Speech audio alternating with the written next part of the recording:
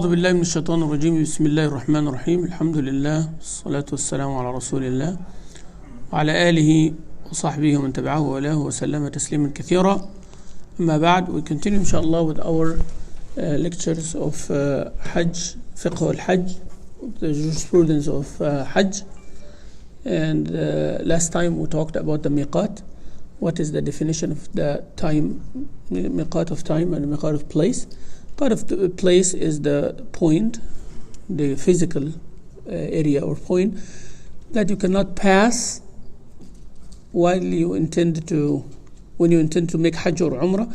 You cannot pass that point without the ihram, without the niyyah of ihram and entering the state of ihram.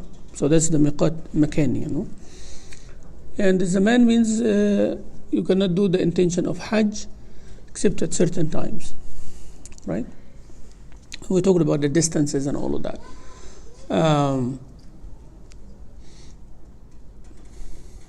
All right. And we talked also about the ihram, the niyyah of the ihram, and it is supposed to be in the heart, but then a person announces the niyyah as well by saying labbaik Allahumma umrah if they're going for umrah. Labbaik Allahumma Hajj, we are going for Hajj. Say Labbaik Allahumma Umrah, and we'll see inshallah when we say that exactly when you are doing the Hajj. What are the adab? The adab of al-ihram. What is ihram first? Ihram is to intend to do Hajj or Umrah or both. And it is a rukn, it is a pillar. The definition of the rukn means without which. You can come here this side, brother, so the sisters can sit, Yeah, you can come, inshallah, to this side. Rukn means a pillar, the act without which the amal or the ibadah is not valid. Arafah is rukn. If whoever does not stand on Arafah, no Hajj. Tawaf is rukn. Whoever does not make tawaf of the Hajj is not. Tawaf is rukn in Umrah.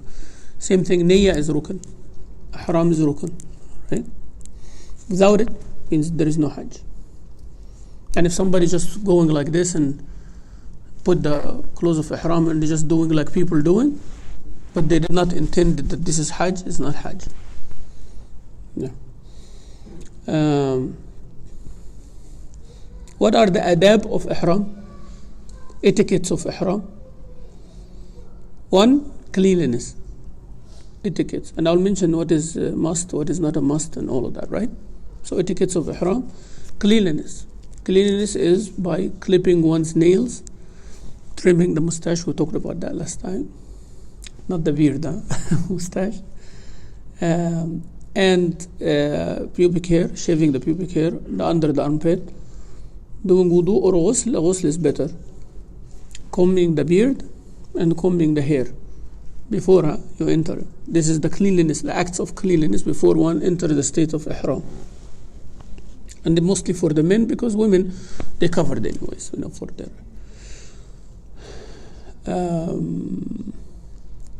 Also the ghusl, even for the woman in her period or the postpartum, bleeding.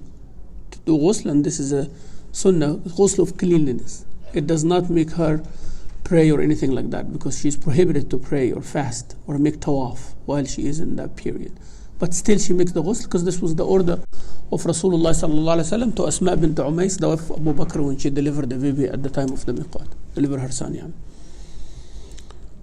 Also for the men is to get rid of all the stitched clothing, and I explained that actually last time, and have two pieces of garment. Inshallah in the workshop we'll explain how they look like. I'll demonstrate and I'll say how to put them. For the women, this does not apply.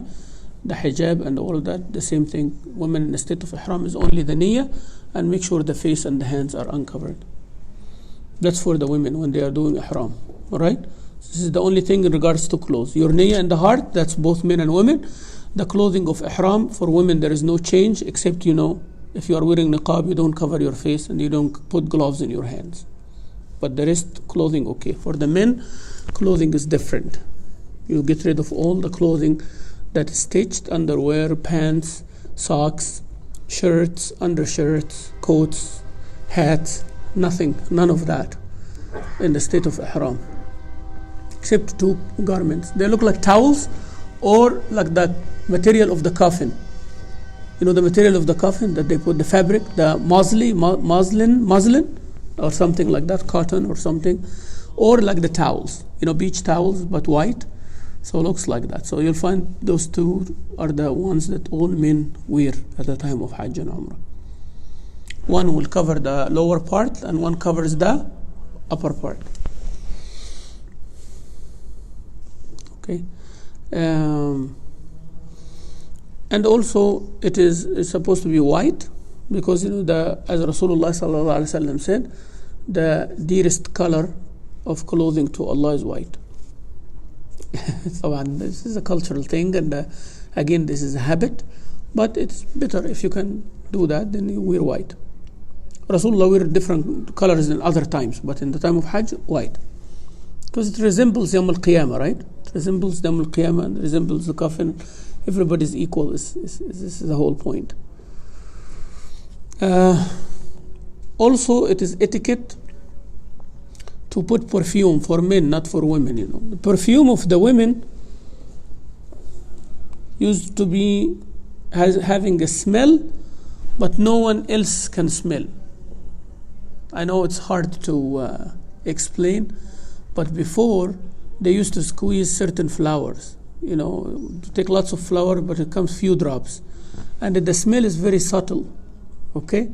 So the sweat and all that does not come out. So if women apply that perfume, no other person can smell it. But she can smell it herself, or someone who really close, you know, a husband hugging or close or touching, then they can smell that.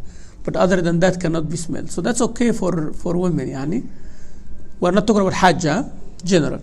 But for men, they can put perfume that can be smelled, you know. And Rasulullah ﷺ used to put lots of misk. Musk is a very powerful smell. Okay.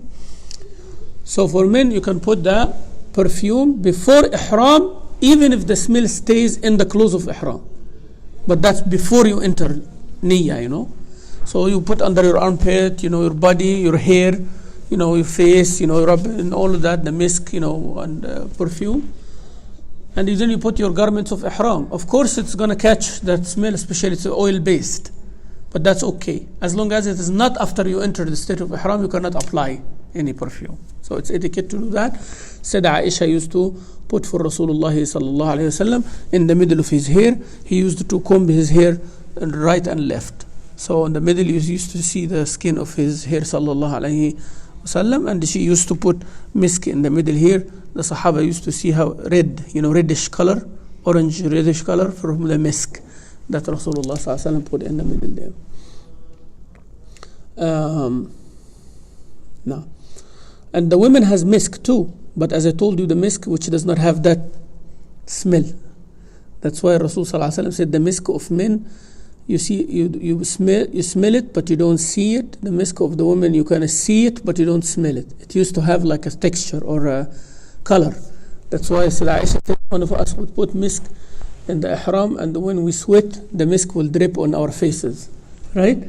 And Rasulullah see that, but he did not say anything. But I don't want you to be deceived when you're reading this kind of thing. Said, oh, the women used to put perfume too. Why you are telling us that? Just telling you the perfume definition at all times is different from our definition of perfume now. Okay? So it's completely different, yeah. They used to call it a tib. A tib does not indicate any smell in it. The word tib means something pure, something nice. You put it on you not to smell bad. So it does not indicate that it has to smell good. You see the different thing? So tib is like purifying something. So the person does not smell bad. Like deodorant, which is not scented. Okay, so the tib of the woman was like that. You may see the color of it, but you don't see you don't smell it. But for the men, it's the opposite. Also, etiquette of the ihram is to pray 2 rak'ah before it, to read Surah Al-Fatiha Al-Kafirun the first rak'ah, to read Surah Al-Fatiha Al-Ikhlas Qul Allahu Ahad in the second rak'ah, and make ihram after them. If you make ihram after Salat al-Dhuhr or Asr, Maghrib, Isha, Fajr is enough. If there is no Salah, You pray 2 nafil and then you pray 2 rak'ah. You pray 2 rak'ah nafil and then make the niyyah of ihram. It is etiquette, sunnah, better to have the ihram after a salah. That's the whole idea, yani. After a salah.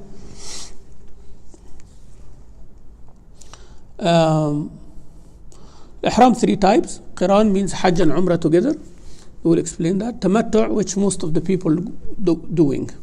You know, when you go a few days before the Hajj, you do Tamattu' because Umrah takes only 1 day. From the time you arrive, if you arrive in Mecca, Umrah basically takes about 2 hours. The acts of Umrah take about 2 hours. But Hajj takes days, right? So, and in between, this is the time of Tamattu', means time you live your normal life. So, Qiran, Tamattu' and Ifrad means Hajj only, and this is mostly for the people of Mecca. People who are residents of Mecca cannot do anything except Ifrad. You know, this is their fard, yani, their thing. And Ifrad also for people who cannot afford to do Hadi, to slaughter. Because when you do Hajj Ifrad, you don't have to do Hadi. If you do Qiran and Tamattu', you have to slaughter. If you bring the slaughtering animal with you from your destination, then you have to do Qiran. See, it's all logic, yani. Logical, it's like math, right? So what do you want to do? I'm doing Ifrad, then you don't have to slaughter. Right? If you are living in Mecca, so Ifrad only. If you are from the people of Mecca. If you are coming from outside, you can do Qiran and the Tamattu'. If you have the animal with you, you must do Qiran. Right? So you have to understand all of these things. So if you are going to Medina first, ask yourself what day I'm going to Mecca. Right? Hypothetically speaking, if somebody going to Mecca on the 9th day, what is the 9th day? What do we do on the 9th day? What do we do? There is no Tamattu' then. When you're going to make Tamattu', right? It's already the 9th or the 8th of the Hijjah. When you're going to do Tamattu', it's the time of Hajj already. So that's, you have no option except to do what? Qiran. Right? So somebody comes from Medina and they arrive on the 8th. Khalas, they will do Qiran, Hajj and Umrah together. They will do the Tawaf. They have the choice to do the Sa'i. If they do Tawaf and Sa'i, this Tawaf is Sunnah. This Tawaf is Sunnah. That's like a Umrah Tawaf, but it's considered the Sunnah. And the Sa'i is the Sa'i of Hajj. So then after they finish the 9th and all of that and the Jamrat and all of this, when they go to Mecca to do Tawaf, they do Tawaf only. They don't have to repeat Sa'i again. If they did not do Sa'i in the first time, they have to do Sa'i in the second time. And I told you, if you are following Hanafi madhab, you do Tawaf and Sa'i in the beginning and Tawaf Sa'i at the end. Alright? So either way. Yani. So that's called what? Qiran. But if a person comes on the 7th, 6th, 7th, or 5th, 7th, let's say 7th is the latest, and they come in the morning for Mecca, can they do Tamattu'? Yes. Even if before Fajr of the 8th. Tamattu' will be 1 hour only. No problem. But you have like in between, so you get the reward for Hajj Tamattu'. Okay, so the whole idea is to separate between Umrah and Hajj. So now Ifrad, Qiran and Tamattu'. All permissible, but the ulama differed which one is better than which. which one is better. Since we have, I think, all 4 madhahib sitting here tonight. Anybody Maliki here? Anybody following madhab Maliki? Nobody. So Shafi'i we have, I'm sure. All the Malaysian brothers and sisters here, you're Shafi'i. Hanafi, mashallah, we have, majority of the masjid. And Hanbali, your brother only here. So, but I'll tell you inshallah which one is better according to each one. All right. So this is what is the Qiran? I explained to you. So when the person is in the miqat, he say labbaik Allahumma hajjan wa umrah, or umratan wa hajja. So now you Qiran. Qiran means put them together. Qiran means together. Qareen means attached, something attached. So now you are intending Hajj and Umrah together, means no separation in between. Tawaf, Sa'i, no shaving or cutting hair. You continue with Ihram, Niyyah, everything continues until the 8th of the Hijjah. Doesn't matter how long you started, right? 8th of the Hijjah, and then you continue the Hajj. After you finish Hajj, Alhamdulillah, you're rewarded for Hajj and Umrah, but you did not separate. That's the only difference between Qiran and the Tamattu', right? Tamattu' is Umrah, Tawaf, Sa'i, then you cut or shave. And then you wait normally everything until the 8th of the Hijjah. Doesn't matter how short or how long. Then you start the manasik of Hajj exactly it it is. Okay? Ifrad, you start with Hajj and you stay in Hajj كده until everything finishes. Alright? And you only have one tawaf, one sa'i as well. So mostly people, do the tawaf al-qudum, sunnah, like that, and they wait until Hajj, and that's it. Lots of brothers and sisters from Malaysia like al-ifrad, because according to Shafi'i, they have two opinions about Shafi'i, the early one and the late one, that ifrad is better, so they stay in Hajj ifrad, and then they will do Umrah maybe after the Hajj. طيب. Shafi'is, they said that ifrad number 1, tamattu' number 2, qiran number 3. Okay, but ifrad for them is the best. They are not saying it's not permissible, or they are saying it's haram or you are sinful. No, they are saying which one is better, right? Which one is better? And I'm not going to go to the dalils and the discussion. This will take lectures to explain. All right. Hanafi, they said qiran is better, tamattu' second, and ifrad after, right? So qiran according to Hanafi is better. Malikis like Shafi'i, but they said ifrad first, tamattu' second, qiran third. Hanabila, they say tamattu' is better than all, than qiran, and qiran is better than ifrad. And this is easier for everybody, to go, unless you are in a time crunch. That's why you'll find everybody actually doing that regardless of their madhab. Mostly people do tamattu'. It's very hard to stay in the state of ihram, especially like people going now in August, right? The amal of Hajj will be like in September, August, September. And it's going to get hotter and hotter in the next, few years, and next about 15 years. It will, be between now and the month of May until the weather starts going. This is hard. 110 degrees, 115 degrees, and you stay in the state of ihram, uncomfortably sitting like a brothers, moving around, you're taking showers and everything, but still, it's hard. And this is what Rasulullah wished, sallallahu alayhi wa sallam. Even he did not do, but he said that why he had to do. He had to do. He said, if I had the option, I would not bring the hadi and I would have done tamattu'.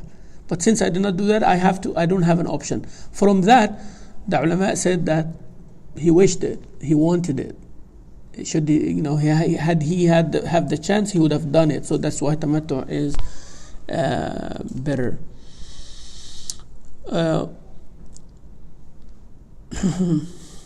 Okay. When Rasulullah sallallahu alaihi wasallam told them to make it tamattu' for the first time, so you are in a state of ihram, you passed your miqat. Before you passed the miqat, you prayed, you did the niyyah, the ihram, then you said labbaik Allahumma umrah, because you are doing tamattu'. You are not going to say the word hajj now. No word hajj. Be careful, right? labbaik Allahumma عمرة متمتعا بها إلى الحج. I'm making this عمرة تمتع until Hajj. Or just say عمرة بس.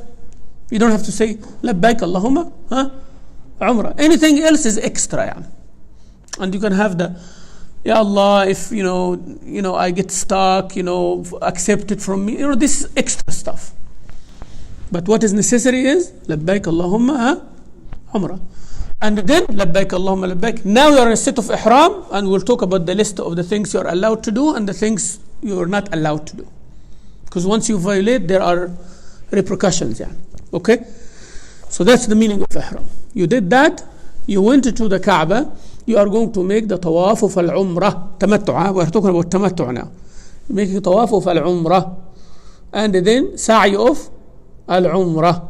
Here comes the difference between qiran and tamattu', right?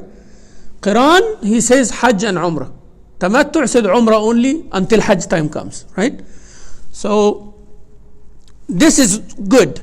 Now, why I'm telling you here is the difference. Because even you did the intention there in the miqat, you did the intention, for one thing. You can change it to the other, you know that. You can change it to the other. A person can start with Umrah, you say Umrah only, and then you come and after you finish tawaf and sa'i, you said, you know what, I don't have enough time.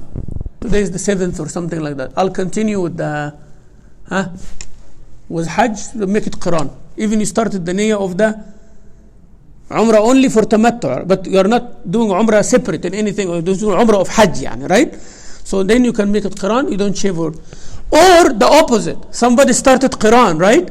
And then he comes there and he said, you know what, I will hulli, yani. I will take off and I will shave and I will change it to tamattu'. But they don't have the hadi with them. And that's what Rasulullah did. He told the people, when you don't have hadi, even though they make niyyah for Hajj, right? He said, no, make it Umrah only for those who do not have hadi. If you have hadi, then you're stuck. Okay? If you don't have hadi and you want to do Quran because of time, now you have time, so you can say, you know what, I'm going to change it to tamattu'. I started tamattu'. You know what, I'm going to change it to Quran. So you can change from one nusuk to the other at that point, yani, not later, at that point. Alright, so that's where the difference is. Tawaf and sa'i and that. Now, if a person continues in Qiran, pay attention to that. If a person continues in Qiran, they did not shave or cut or take or their ihram. They want to continue until the end of Hajj. Okay? Now we ask them, what did you do? Tawaf only because you wanted to continue Qiran, or you did Tawaf and sa'i anyways? If you did Tawaf only, you have to do Tawaf and sa'i the day of Eid, right? If you did Tawaf and sa'i, you do Tawaf only at the day of the Eid. So sa'i has to be done only once for Qiran. Qiran person, he does what? Sa'i once. If he does it after the first Tawaf, is okay. If he does it after the second Tawaf, is okay. He did not do the first one, he has to do the second one. He did with the first one, he should not do the second one unless you want to follow the Hanafi, you do the second one as well. Tamattu', he has to do two, because you're already out of ihram and entering it again. Is that point clear here? So it depends what you want to do.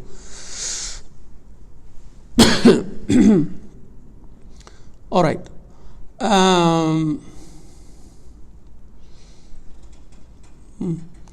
We mentioned about the sa'i and all of that, and there are many ahadith in this in regards to the tawaf and sa'i. Now, a person who is not able to afford the hadi, it has other rulings, that they fast 3 days in Hajj, okay, and 3 days and 7 days when they come back. If they cannot do that, they have to feed 6 miskin, each miskin half sa'. Half sa' is like 1.5 kilograms. 1 sa' is 3 kilograms, approximately, yeah.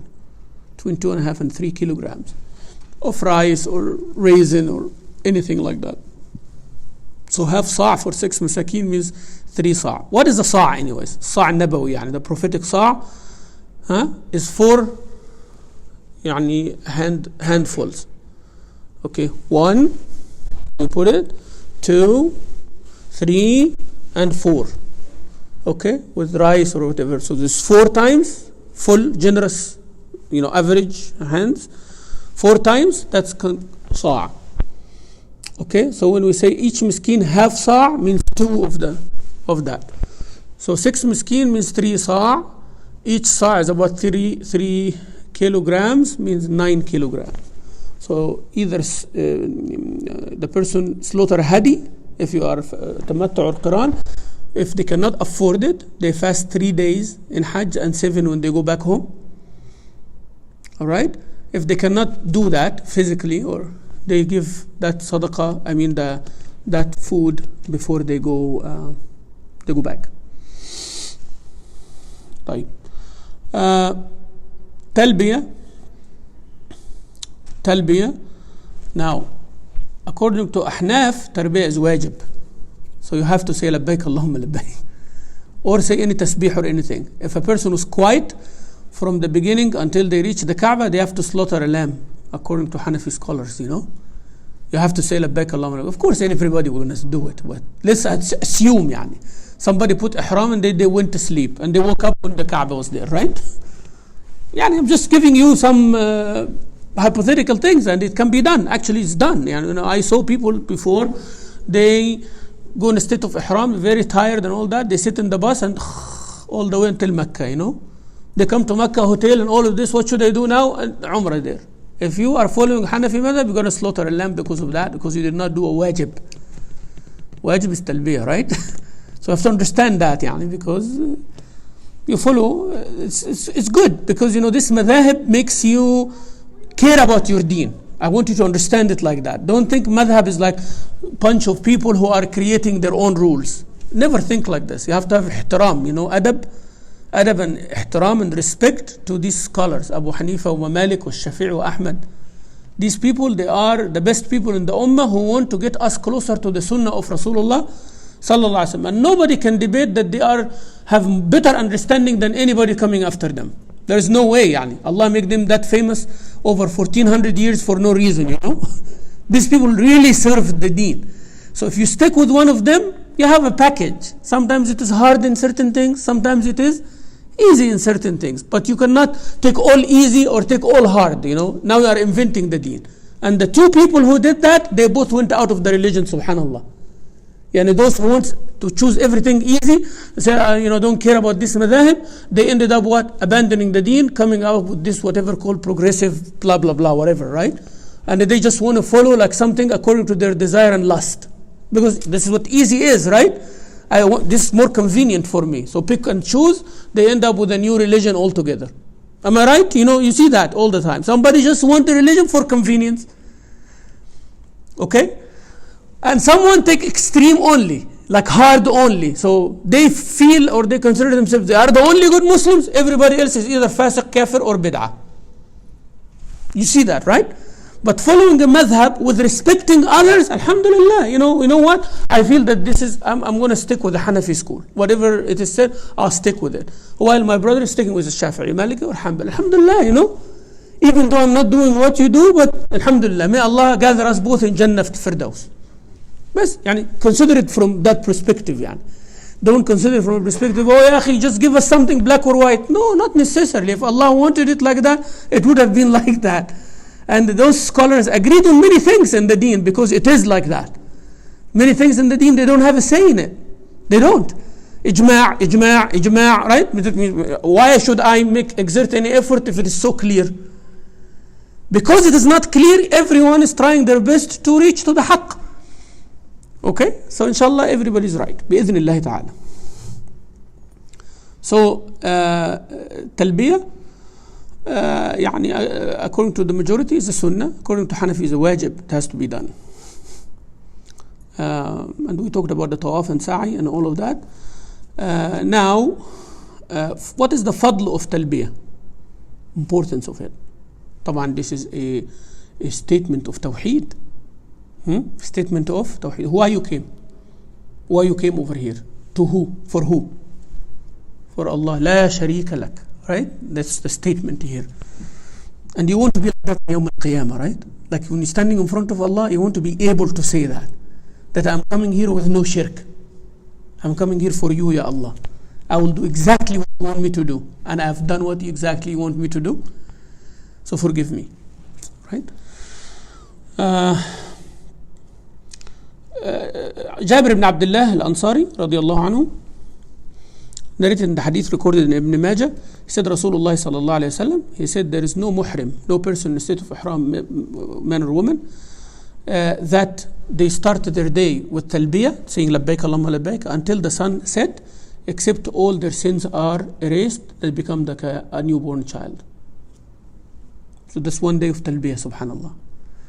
So that's why the miqat of Ahl Medina is far. So they spend more time in talbiyah, and they used to take days actually until they reach. Now it's about a day. You take a day, from the time you leave Medina until the time you reach Mecca, it's about a day, give or take. Even if the road itself, the actual road itself takes 5 hours or so, but the time you get down from your hotel until you board the bus leaves, that's 3-4 hours right there.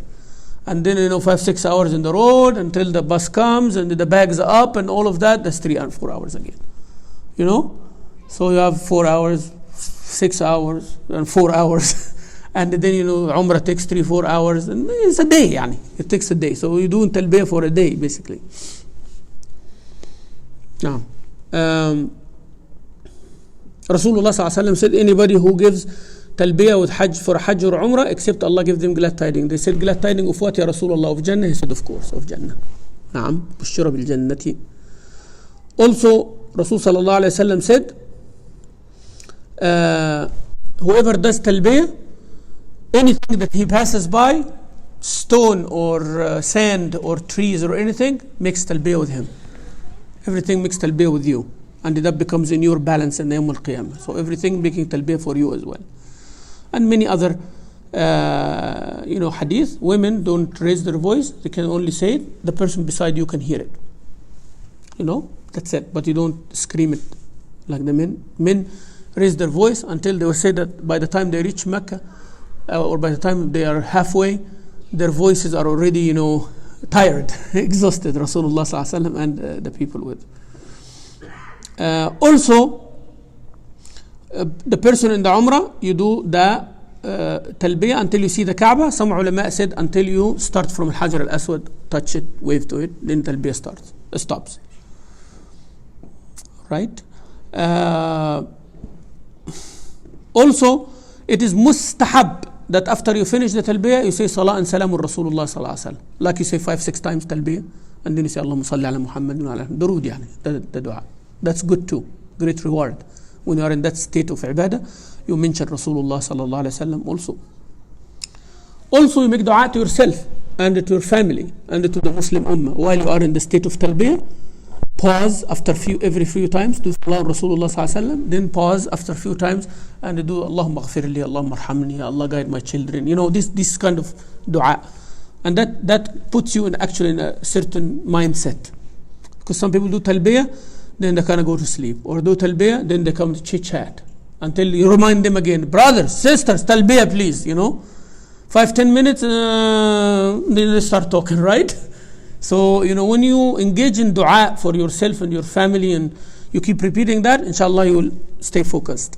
It's very important because we like to benefit ourselves from something, like I want something for myself. So you say, labbaik Allahumma labbaik, salah on Rasulullah, dua for yourself, labbaik Allahumma labbaik, salah on Rasulullah, dua for yourself, and you'll see, inshallah, the time passing, bi'idhnillahi ta'ala. Now, what are the things permissible for ihram? And pay attention to that, because many people get confused and they ask those questions over and over and over and over again. Have a group of 100 people, about 70 of them ask the same question. Can you imagine that? You're standing there, Sheikh, can I use soap with a smell? Ya akhi, we said in the workshop, yes, you can. If you want to have comfort in your heart, don't. But if you used it, no problem, right? Then just finish and move, and another brother comes or sister comes. Sheikh, can we use soap with a smell? And then a third person, what about sanitizer? What about shampoo? What about deodorant? What about everything is the same. If you listen to the workshop, clearly you would have understood, right? You wouldn't ask that question, and you save me from the trouble of answering the same exact question over and over and over again. Also, when you go to Hajj, inshallah, if the Imam or the administration making a meeting, attend those meetings like important. Don't take it easy and say, what, I know everything, you're gonna miss something, and when time comes, you will ask the question and you will look very bad, because everybody knows what to do except you, the smart one, right? It's always the case, I'm included, One time I missed the thing, then they come and I said, what? They said, Sheikh, you did not attend the class. You told us to keep your ID with you, right? So you look very bad. Even you are among the organizers. So please attend those meetings when you are a jama'ah or a group, so you don't miss things. Unless you have an emergency excuse, make someone record it for you and listen to it attentively so you're exactly in the picture. It's very important for you, right? It's the trip of a lifetime, so do it properly. Don't take things lightly just because you know stuff, okay? That's my advice, You can take it, leave it, up to you. So what are the things that permissible? To take ghusl, shower, to change your clothing. Sometimes people think that once I stay enter a state of ihram, sister especially, even though we said it doesn't matter your clothing of ihram, but they feel that if I enter a state of ihram with that set of clothing, I cannot change it. they sweat, they stink, they feel like this, and they don't want to change. Yeah, go change it. Go change it. Take a shower, man. Go. Take a shower, Oh, can I take a shower? We're supposed to smell bad all the time in front of the Kaaba? Is this the intention of it? It's not the intention of it. Yes, we are humble. We are in a state of weakness and suffering. But subhanAllah, if it's accessible to you, it's okay. It's okay. And Rasul ﷺ took a ghusl before he left Medina. Took a ghusl in the miqat. Took a ghusl in the middle of the road. Took a ghusl when he reached Mecca. Took a ghusl before the tawaf. Took a ghusl before Arafah. He did all of that himself, sallallahu alayhi wa sallam. So why people insist on the more sweat, the more bad I look, the better I am. It's not like that. It's not like that, Naam. So Abdullah ibn Abbas entered and took a bath, in the road when he's going to the ihram, and some people said, "Oh, you're doing this while you are muhrim." He said, "Does Allah need me to be dirty?" ماذا يفعل الله بأوساخنا? What Allah would do with our dirt, Allah wants us to be clean. Subhanallah. See, this is the understanding of the deen. Yeah. So it's okay, permissible to take a shower, to change your ihram clothes. Just avoid the prohibitions of ihram as we will mention. Even if the ghusl you want to cool down, that's all right too. That's okay. All right? So you want to do that? That's fine. Now, some of the ulama said, don't wash your head and rub it. But actually, Abdullah ibn Abbas said it's okay. Abu Ayyub al-Ansari radiallahu anhu said, I saw Rasulullah sallallahu alaihi wasallam putting water on his head, and he moved his hand back and forth to wash his head, sallallahu alaihi wasallam. But it is better not to, exaggerate, put the shampoo and lather and all of that, because hair will fall without a need. Then you are in the doubt area. Do I slaughter them or not? Avoid that. Just do the necessary things. Also,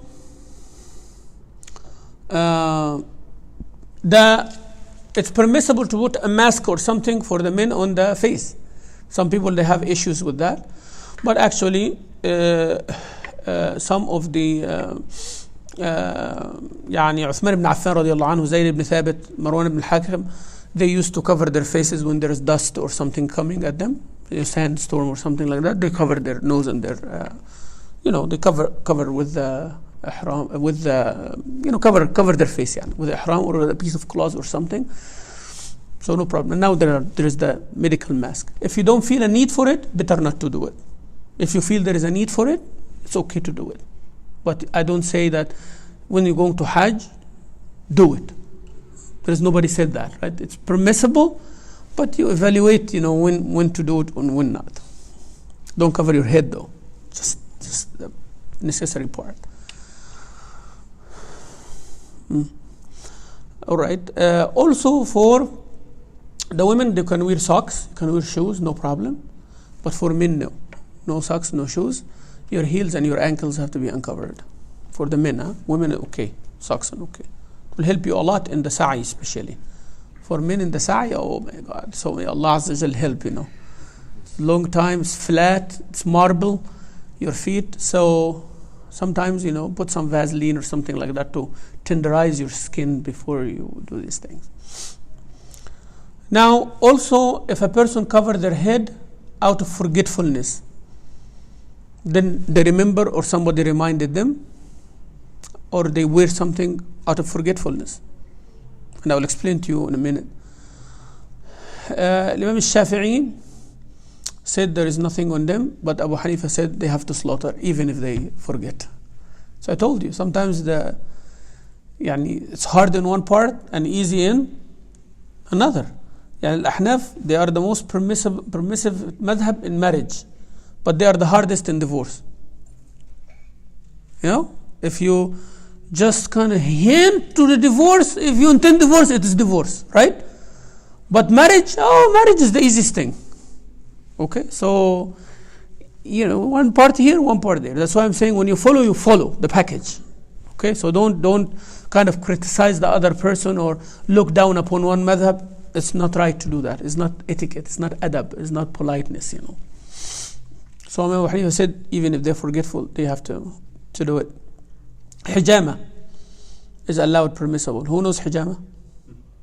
Anybody knows hijama? What's hijama? Cupping. You know cupping? You know, they put the cup, they take the air out of it somehow, yani, either by having some fire to take the oxygen out, then they put the cup on the skin. It sucks the skin up until it becomes red. Or there is the, suction cups. So either or, but the whole idea is to take the air between the skin and the cup, all right? Until that, then they take the cup and then they get a blade and then they kind of scratch it in a certain way, about 20 scratches in each one, diagonally, not horizontally. Horizontally is very bad, right? So you have to do diagonally like this, scratching the skin only, and then, put the cup again in the same method, so it sucks all the blood out and they circulate the blood in the body. This is the whole idea of hijama, and the shifa in it, as Rasulullah said. And hijama now, there are many medical doctors doing it, and it is done, mashallah, in a proper way. It's coming now to America. It is very commonplace in Europe, especially England and the UK, in the Middle East, but now it is coming to America. If you done it right, if you do it right, if you follow the medical rules of hazardous material and all of that and liabilities, and because you don't want to do things just because, and it's best to be done by a doctor who is a religious person as well, right? Chinese, they do it, but they do it, Chinese or Asian, Far East, they do it, but in a different way. Not necessarily the wet one, not necessarily the scratching one with the blood, but they do it in a different way. They do it dry, or they keep moving the cup around the body in a certain way, right? But our Islamic one is you put it and you take it out and let it go by itself. That's just dry one, right? And then there are spots on the body for everything. If you have a kidney problem, you put it in a certain things. The back is like the key for the whole body, from the neck all the way down to the buttocks, like that part is like a key. So if you put like 8 or 10, it shows what this person have. So the part that will turn purple, it will tell you lung problem, kidney problem, liver problem, stomach problem, leg problem, any problem, it will tell you exactly. And then you start scratching that part, and then you do it once a month for few sessions, and inshallah you'll see lots of goodness in it. It actually circulates the blood, it goes to the affected areas, and then that's the whole idea of hijama, yani. You scratch like that, so the blood reacts in a certain way, so it goes everywhere rushes everywhere in the body, and then it heals the affected area, and then you see the result after that. Mashallah, hijama is a very good thing if it is done right. If it is done right, and subhanallah, hijama is also with the ruqya shar'iyya. It saves the person from hasad, from jinn, from sihr, from many other things as well. Hijama. Hijama, mashallah, is a great thing. Rasulullah sallallahu alaihi wasallam said the shifa is in honey, and in hijama. Also, he says shifa is in the black seed oil. There are tibb al-nabawi, prophetic medicine. I advise you all, inshallah, to have that book by Ibn al-Qayyim, prophetic medicine. You read about hijama, inshallah. So hijama is permissible for a person in Hajj. Rasulullah did hijama while he was in a state of ihram. طبعا they differ. Sometimes you do hijama on the head, that will require to shave the head, and that becomes a violation of ihram, right? So if it is not necessary, means that person is sick, that the hijama has to be done in the middle of the head, and that's the most professional, most dangerous. Sometimes you have to do it in the middle of the head, or on the two veins, on the back between the neck and the head. This is very dangerous, to do. That's only a pro have to do this. Don't let anybody do hijama for you on your head or in your neck, except if they know what they're doing. Certified, right? The back is okay, yani. I'm not saying anybody can do it, but still, no big harm out of it. Also, it's allowed to look in the mirror. Wallahi, you'll be surprised. Some people say I don't look in the mirror because it will violate my ihram, I don't know where they come with it, but even at the time of the Sahaba, they talked about it. So, it's not a strange thing, because you are in a state of ihram, ibadah, originally prohibition, you are prohibited to do many things, so they are afraid. When you are in salah, you are not allowed to talk, except what Allah tells you to talk about, to read Fatiha and all that. You understand my point? The default rule in ibadah is prohibition, except what Allah allowed you to do. So Hajj, people assume that everything becomes prohibited except what you allow me to do. Same, So that's why we say you can look at the mirror, but don't do it excessively. Smelling perfume and all of that, no problem, but be careful, because sometimes the bukhur, the bukhur, the incense, the smoke will come in your clothes of ihram. If you're intentionally going toward that, you violate your ihram now. It's like you're putting perfume. But if you are in an area and they are putting bukhur or perfume around the Kaaba, sometimes they do around the Kaaba, and it touches you, there's no problem. This is unintentional. But don't intentionally go, because some people in the state of ihram, they smell bad and all that. The perfume vendors over there around the haram, and then you find that brother, he's going toward the store, because the smoke is coming out, right? He's going toward the store and raising his armpit like this, and then go the other side and raising his armpit like this. So the store, I saw it, but my eyes, right?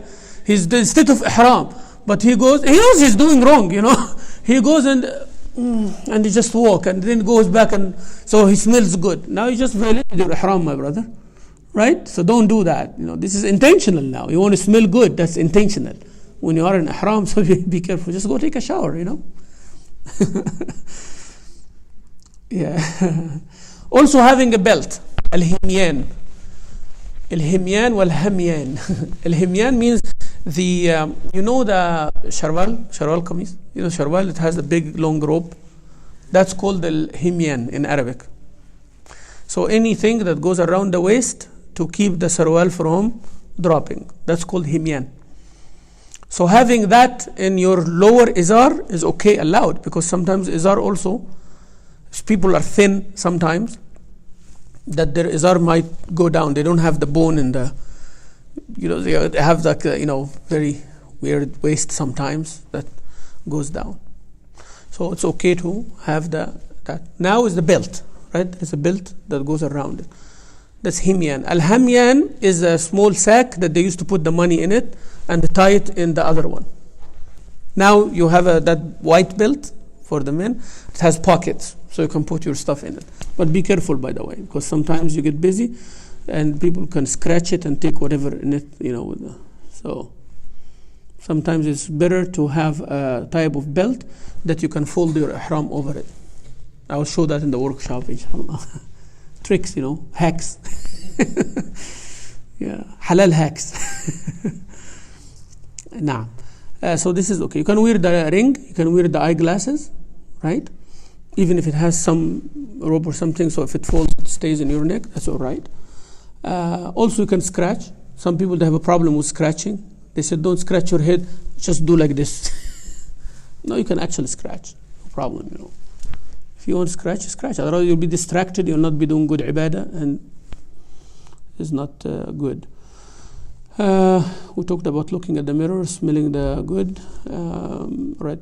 Putting the kuhl. Men also put kuhl, by the way. Kuhl surma, right? Kuhl. So men also put kuhl as a medicinal remedy.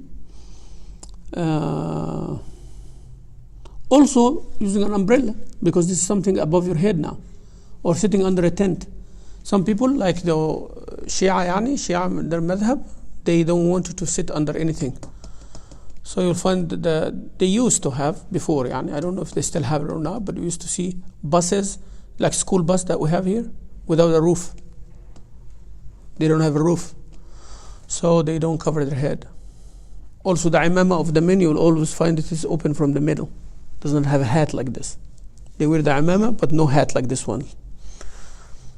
But that's too much, right? So you can have a roof of a car, because you are going to be in the tent, you're going to be in a hotel. What about the roof of the room? If you're not going to be covered, then that means you're going to be homeless in the desert all the time. But that's Rasulullah stayed in the tent, sallallahu alayhi wasallam. Yeah. So that's all right. Some using henna, they said don't use it on your hand or your. They, of course, men don't put anything on your head. They differed about the women. Better to avoid. It's just don't put yourself in an area of doubt. The ulama differed. Killing any insect that it is harmful. Someone that have allergies from the mosquitoes. Right? They have the what they call it, some kind of lactate or something like that in the blood, that attracts the mosquito in your sweat. So the more you have of that, the mosquitoes come. Some people have their allergic reaction. So they're in a state of ihram and the mosquito comes stand on their hand. They're afraid that if they hit it, they will slaughter a hadi. No, you hit it. You're actually supposed to hit it because it's harmful, right? So you can kill the flies, mosquitoes, ants, if fire ants or ants that bite. If something in the road of the people or something like that, you can kill it. Those lice or things, anything harmful, insects that is harmful to you or the area that you're staying at, no problem, no restriction in killing it while you're in a state of ihram. There is a story that Abdullah ibn Abbas, one time, there was a camel there, and he told his student Ikrimah, this camel is suffering from some lice, right? So go pick the lice from the camel, like that. So he refused. He told him, when I'm in a state of ihram, right? I am in a state of ihram. He told him, okay. So after a little bit, he told him, we need some meat, go slaughter the camel. So he went and slaughtered it. He said, MashaAllah. You slaughter the camel, kill the camel, and kill all the lice in it as well. That's all right. But picking one of them to save the camel, you don't want to do it, huh? So he's using logic with him, he said. Yeah. What are now the restrictions of ihram? So we talk about the things that people will think it is prohibited, but it's not prohibited. You can smell perfume, you can take shower, you can, comb your hair, you can, scratch. We're talking about these things now. What are the things that restricted? Those are the things that you really need to be aware of. Intercourse between men and women, husband and wife. That is anything leading to it, like kissing or hugging or touching with lust and all of that. Or, hinting to the intercourse. This all should be avoided because it violates the state of ihram. That one with different degrees. Also, a person is supposed to be avoiding all sins, major sins especially. Some people, they are in the state of ihram and they go steal, rob other hujjaj, So this is a sin. Yeah. Yeah, طبعا arguing and talking with, and cutting relationship with people without any valid shari'i reason. Just because they disagreed with you, just avoid talking to people. That's a sin now. We are on Hajj. You're supposed to be more tolerant of each other. Not, tell the person, I want this seat, no, I want that seat. You don't talk to them for the rest of Hajj. That's not right. That's not good, Avoid all of that. Because Rasulullah sallallahu alayhi wa sallam, Allah Azza wa Jalla said, فَمَنْ فَرَضَ فِيهِنَّ الْحَجَّ فَلَا رَفَثَ. No rafath means the intercourse and anything about it. وَلَا فُسُوقَ means committing major sin. وَلَا جِدَالَ argument في الحج. So don't do that. If you avoid that, Allah forgive all your sins. Also violation of ihram. Isha is 9:40, right? So 5 more minutes, we'll finish inshallah. We'll stop after the violations. Libsul makhit means wearing stitched thing for the men, from head to toe. Anything that, having the stitched, and you, as I explained last time, you put it to fit, then it violates the ihram. And any violation of this ihram, as I said, the degrees, Other than intercourse, any violation of ihram, you slaughter a hadi. You slaughter a dam. Dam means you slaughter an animal, a sheep, that it will be divided among the people, fuqara Mecca. That's the meaning. Now the intercourse, when it was done? Before the Arafah, during the Arafah, after the Arafah, before Tawaf, after Tawaf, there is different variations in this. One that spoils the whole Hajj, and one doesn't spoil the Hajj, and different things. Yeah. And believe me, shaitan plays a lot in this one. And sometimes we can avoid talking about it. No, I'm not going to touch, But husband and wife, they're living, in one room, like this. Subhanallah, it's all right the rest of the year, but when it comes to when you are in a state of ihram, whatever is prohibited is desired, right? So you give access to everything except one thing. You want to start with that one thing, It's always the shaitan game, Also, wearing any clothes that has a smell in it. So be careful. Yani we said that you put perfume on your body. If it comes to the clothes of ihram, it's all right. But don't put perfume in the clothes of ihram before ihram. Sometimes people will spray the ihram garment, said, oh, I have not entered ihram yet. Or they put it in some water with the rose or something like that, and then, they wear it. That's not allowed. All right? So, not wearing any sarwal or any pants or underpants or anything like that. But women, we explain, this rule does not apply to you. What applies to women is not supposed to wear niqab or gloves. There's hadith about that. But yet, the Sayyidah Aisha and the other sahabiyat who are female, whenever the men come close to them, they used to cover their face. And when the men go away, they used to uncover their face. Now, you cannot avoid men. That's why you find some women putting like a cover on their face, but not touching their face. They're wearing a hat or something, and that's all right. Now, somebody wearing khuf. Sometimes you're wearing your shoes, and instead of ihram, you cannot find the slippers. Okay? So step on the shoes, the back of the shoes. You'll be all right until you find the slippers. You get my idea? So if you're wearing socks, and I cut the socks from above, so my heels and my ankle shows, that's all right. Okay? All right. Now, a person cannot, while they're set of ihram, they cannot make aqd of nikah. Sometimes who goes there for marriage, right? You might think. Actually, it's more than you think. Sometimes couples, they engage and they want to make their aqd when they go there in Mecca. Right? So the family of both are there. They want to make the aqd in Mecca. You cannot make the aqd when you're in a state of ihram. You can make aqd between Umrah and Hajj if you are in tamattu, right? Or make aqd after you finish the Hajj. That's all right. Some people, they want to do blessings, like they go there for marriage, the family of the bride, the family of the groom doing Hajj, and they want to make aqd. And sometimes people get married actually there. They see each other there, they talk there, they decide to get married, they want to do it there. I saw both. It's neat, it's cool. Yeah, I like that because people start, like with this, it's beautiful. So, some narration said Rasulullah married Maymuna radiallahu anha while he is in ihram. طبعا the hadith can be interpreted both ways, but it was not in a state of ihram because Maymuna radiallahu anha herself said that Rasulullah married me after he finished the state of ihram. So those who narrated, this is the one who is concerned, this is the one who narrated. Yeah. Last thing, prohibited to put perfume, we said that. We prohibited to clip the nails or take hair by plucking, by shaving, by any form, by cutting it.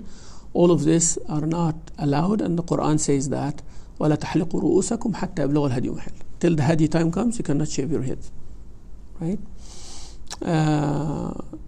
Also, we hit that one as well. You cannot hunt.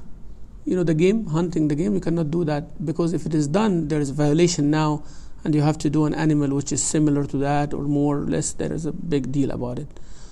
Also, you cannot eat from something that is hunted for you. Again, you cannot hunt yourself. If someone comes and hunt and they say, this is for you and your group, Sheikh, I hunted it for you, you cannot eat from that. But if there is a food and the game is there, part of the meat, it's not made for you specifically. So that's why one time actually we were in the Hajj and in the hotel they brought deer meat. Some deer meat or something like that. Then I asked the people, I said, who did this? They said they hunted it for the Hujjaj who come here. I said, we cannot eat from it then because we're still in the state of ihram, right? After the state of ihram, that's fine. But we're in a state of ihram, we have not done our umrah yet, and this is our first meal, we still did not do tawaf or anything, we cannot eat from this. Maybe inshallah next day. Inshallah, we'll pray in a minute. And there is a hadith about that of Rasulullah sallallahu alayhi wa sallam. Inshallah, we'll stop here. And next time, inshallah, we are going to continue with the acts of Hajj. Inshallah, this next time. and then the following one will be the workshop inshallah Rabbil Alameen. This way we'll be covering the whole fiqh of Hajj. جزاكم الله خير for your patience listening. وصلي العشاء.